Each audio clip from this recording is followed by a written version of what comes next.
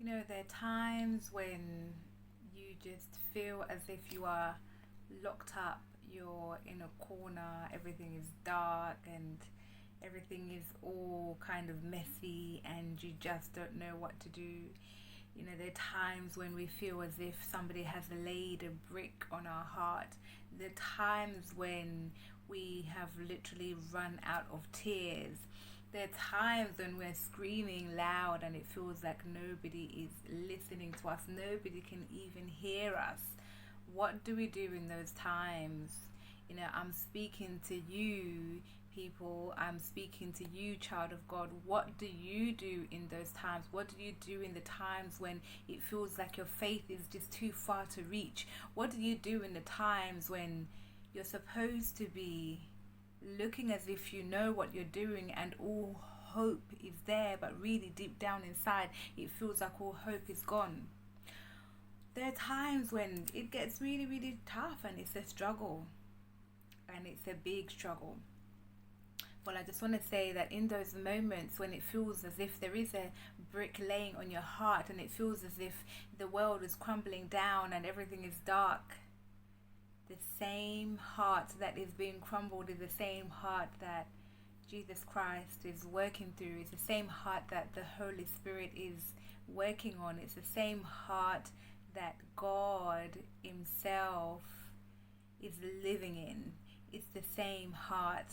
So even in the midst of all of whatever else is happening, God is still living in your heart. He is moving in your heart like a river. He is spreading the love. The word says that the Holy Spirit has poured the love of God into our hearts. And even in times of when we feel as if all hope has gone and all hope has been lost, well, guess what? He who created the world, He who conquered the enemy at Calvary, lives inside you. And in that very moment, that's when you are able to surrender. In that very moment, that's when you are able to say, God, you deal with this. In that moment, that's when you're able to say, this is not my battle to fight. I don't have enough strength, and that's okay. It's actually completely okay to say that. Even though He has given you the authority to speak words to your mountains, even though He has given you the authority to move mountains and to shake things up and down, just because He has given you power. Actually, the power lives inside of you. But in that moment when you feel like you actually can't, it's okay to just say, God, take control over this situation. Just in the same way when Jesus was in the boat, when His disciples were in the boat and there was a storm and they panicked. They really, really panicked and they called upon Him. And then He, of course, He was like, oh, you of little faith. But He sorted it out because they called upon Him.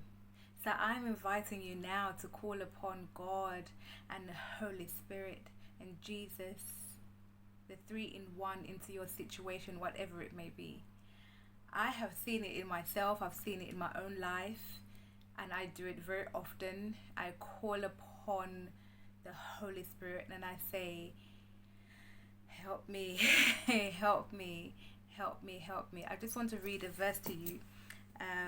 In John 14, verse 16, it says, I will pray the Father, and He will give you another counselor, and He may be with you forever, and that He may be with you forever, the Spirit of truth, whom the world cannot receive, for it does not see Him, neither does it know Him.